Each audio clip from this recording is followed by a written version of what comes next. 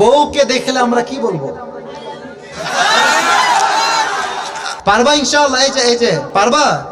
তাহলে কিন্তু ছোট বাচ্চা ও যদি পারে সিরাজগঞ্জে ব্র্যান্ড তার প্রমাণ হয়ে যাবে যুবক ভাড়া, ঠিক কিনা বলো? আসো। আরে বেটা দৌড় দিয়ে তোর বিয়ে হবে না দৌড় না দিয়ে? মাশাআল্লাহ মাশাআল্লাহ। আসো বাবু, তুমি এই পাশে আসো, এই পাশে আসো। এই যে হ্যান্ড মাইকটা কোথায়? হ্যান্ড মাইকটা নাও, সালাম দাও সবাইকে একটা। আসসালামু আলাইকুম ওয়া রাহমাতুল্লাহি ওয়া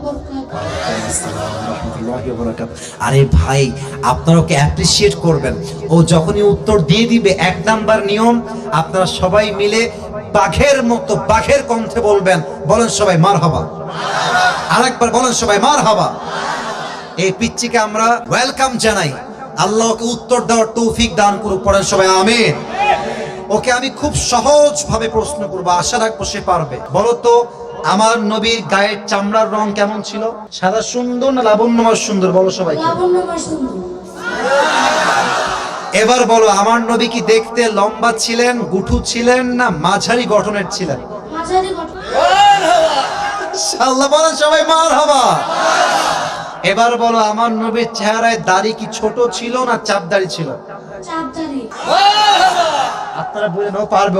ওর গায়ের শক্তি বলছে সিরাজগঞ্জের যুবকরা, বাচ্চারা, এটা বাঘের বাচ্চা এরা। এবার তুমি একটু বুঝে শুনে উত্তর দাও। নবীর চুলের যে কাটিংটা ছিল, কাটিং এর নাম কি ছিল? আরে বলেন সবাই মারহাবা। এবার বলো তো, নবীর হাতের তালু কেমন ছিল? নবীর হাতের তালুটা এটা কি শক্ত ছিল না মোলায়েম ছিল? মুলায়ম ছিল। ওকে অপশন দিলে যে রাইট অপশন সেটাই সে চুজ করছে। বলেন সবাই মারহাবা।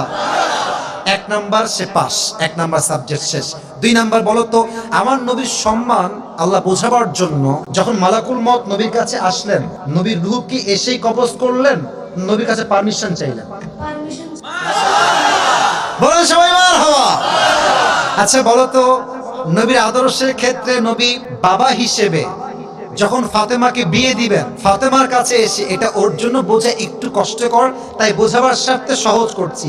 বাবা হিসেবে ফাতেমার কাছে এসে নবীজি কি বললেন বিয়ের ব্যাপারে? হ্যাঁ থামেন, না থামেন, বলবে। এসেই বললেন বিয়ে দিয়ে দিব, না তুমি রাজি আছো কিনা মা তাই বলো, কি বলেছেন? তুমি রাজি আছো? এর চাইতে সহজ আর হতে পারে না, ঠিক কিনা বলে?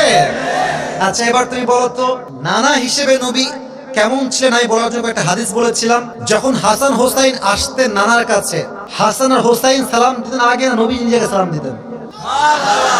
আচ্ছা এবার বলো, নবীর কাঁধে যখন হাসান আর হোসাইন উঠে বসলেন, নবীজি কি ধাক্কা দিয়ে ফেলাই দিলেন না কি করলেন? দেন নাই। বলেন সবাই মারহাবা।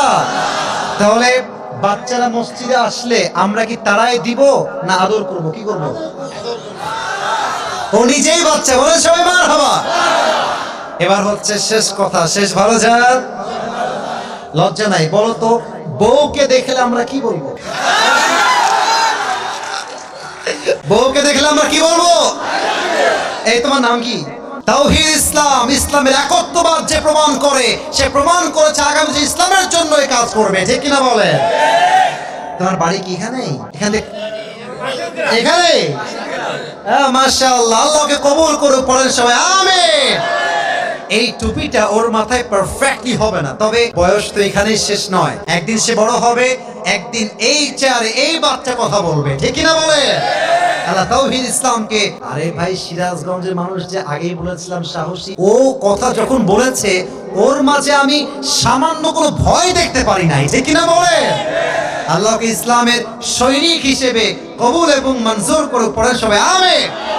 আমি টুপি যখন পরাবো, একজন বাঘের বাচ্চা যুবক দাঁড়িয়ে টুপি পরানোর সময় তাকবীর দিবেন। রেডি থাকে? দেন তাকবীর দেন। কে আছে?